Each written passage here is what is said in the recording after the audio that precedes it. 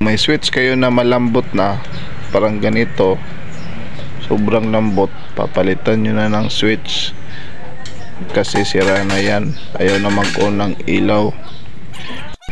Bago sila alis dito sa bahay sa kanilang tinitirahan, sabi ng mga ari dito ng bahay, kibali sila yung nagre-rent, sabi ng may-ari dapat walang sira pag aalis ka.